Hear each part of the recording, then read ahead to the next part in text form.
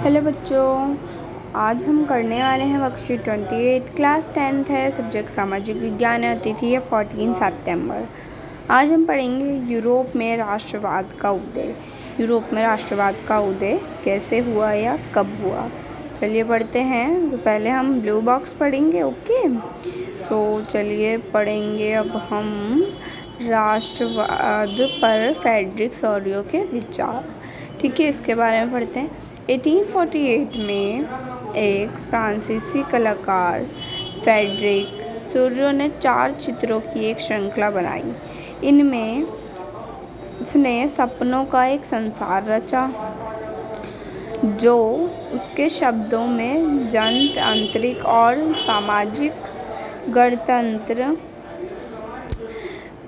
से मिलकर बना था। इस श्रृंखला के पहले चित्र में यूरोप और अमेरिका के लोग दिखाए गए हैं। सभी उम्र और सामाजिक वर्गों के स्त्री पुरुष यानी कि आदमी और औरत एक लंबी कतार में स्वतंत्रता की प्रतिमा वंदना करते हुए जा रहे हैं, यानी कि स्वतंत्रता की वंदना कर रहे हैं। और प्रतिमा के एक हाथ में ज्ञानदेह है, ज्ञानदेह की मशाल, और दूसरे में मनुष्य के अधिकारों का घोषणा पत्र है। ठीक है, प्रतिमा के सामने जमीन पर निरंकुश संस्था के ध्वस्त अवशेष बिखरे हुए हैं।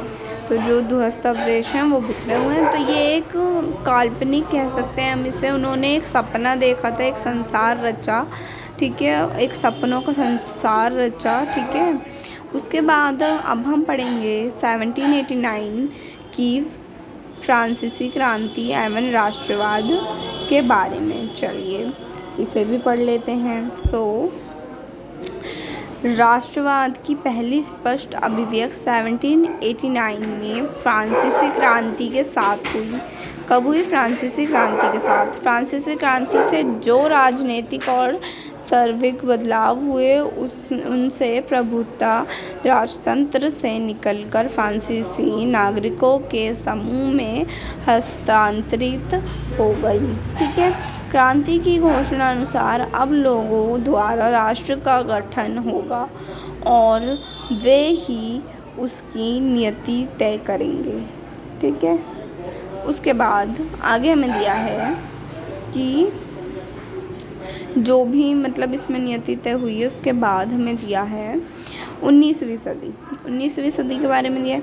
19वीं सदी के दौरान राष्ट्रवाद एक ऐसी ताकत बनकर उभरा जिसने यूरोप के राजनीतिक और मानसिक जगत में भारी परिवर्तन ला दिया।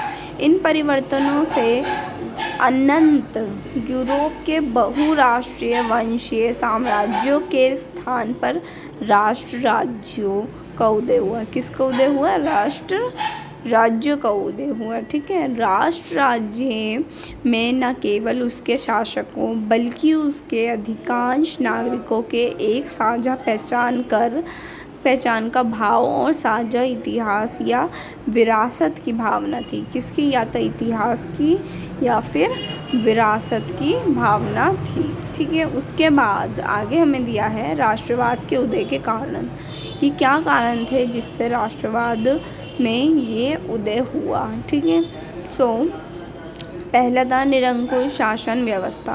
वहाँ पे निरंकुश शासन व्यवस्था इसलिए। फिर था उदारवादी विचारों का प्रसार, कि उदारवादी जो विचार थे उनका प्रसार। फिर थर्ड ये था स्वतंत्रता, समानता तथा बंधुत्व का नारा। ये सब नारे जो थे। शिक्षित मध्य वर्ग की भूमिका। इन 4 कारणों से राष्ट्रवाद का उदय हुआ। ठीक है, इससे राष्ट्रवाद का उदय हुआ। उसके बाद आगे हमसे प्रश्नोत्तर पूछे गए हैं, जिसमें पहले प्रश्न में हमसे पूछा गया है 1789 के फ्रांसीसी क्रांति राष्ट्रवाद की पहली स्पष्ट अभिव्यक्ति थी। स्पष्ट कीजिए। तो हमें स्पष्ट करना है। तो चलिए आंसर देख लेते हैं। तो ये रहा हमारा आंसर। हम लिखेंगे राष्ट्रवाद से। सो 1 मिनट मैं भी दिखाती हूँ, जस्ट 2 मिनट्स।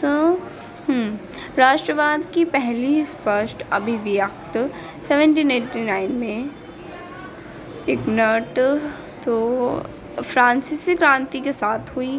फ्रांसीसी क्रांति से जो राजनीतिक और सार्वजनिक बदलाव हुए उनसे प्रभुत्व राजतंत्र से निकलकर फ्रांसीसी नागरिकों के समूह में हस्तांतरित हो गई। बस यहीं तक लिखेंगे हम, इससे आगे नहीं लिखते, ठीक है। तो यहाँ से स्पष्ट करने के लिए इतना बहुत है। तो ये हमारा हो गया आंसर नंबर फर्स्ट। ओके, तो ये फर्स्ट आंसर कंप्लीट। देन उसके बाद सेकंड क्वेश्चन में पूछा है निरंकुश शासन व्यवस्था क्या थी। प्रतिमा के सामने इसके दत्व अवशेष ज़मीन पर क्यों बिखरे हुए थे, ये किस बात का प्रतीक है। तो इसका आंसर है, ये है हमारा आंसर नंबर सेकंड। सो निरंकुश शासन व्यवस्था एक ऐसी शासन व्यवस्था थी जिसमें सरकार अथवा शासन रूपी सत्ता पर किसी का कोई अंकुश नहीं होता था। ऐसी सरकार या सत्ता एकदम निरंकुश होती थी जो केवल अपनी ही मनमानी करती थी। फिर हमसे सेकंड क्वेश्चन में ये भी पूछा जाता था कि प्रतिमा के सामने इसका क्या ध्वस्त अवशेष ज़मीन पर क्यों बिखरे हुए थे, तो उसका आंसर ये रहा। सो आप ये दोनों एक साथ ही लिखेंगे। प्रतिमा के सामने निरंकुश शासन व्यवस्था के बिखरे हुए अवशेष इस बात का प्रतीक है कि अब निरंकुश शासन व्यवस्था का अंत हो चुका है और लोकतंत्र का उदय। ठीक है, तो ये और ये, ठीक है, पहले आप ये लिखेंगे आंसर नंबर सेकंड में, उसके बाद आप ये लिखेंगे आंसर नंबर सेकंड में ही। ओके, उसके बाद थर्ड क्वेश्चन में हमसे पूछा है 19वीं शताब्दी के यूरोपीय राष्ट्रवाद की प्रकृति को लिखिए। प्रकृति को लिखना है 19वीं शताब्दी के यूरोप के। तो ये रहा हमारा थर्ड आंसर। तो इसमें हमें लिखना था, तो देखिए 19वीं शताब्दी में यूरोप महाद्वीपों में राष्ट्रवाद यानी कि नेशनलिज्म की एक लहर चली थी जिसमें यूरोपीय देशों का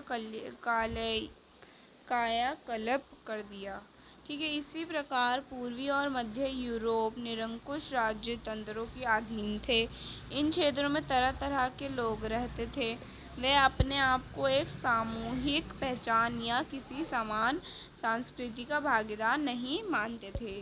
तो ये हो गया हमारा आंसर नंबर थर्ड। ओके, उसके बाद फोर्थ क्वेश्चन में हमसे बोला गया था फ्रेडरिक सोरियो के चित्रों का प्रमुख विशेषताओं को पहचान कीजिए।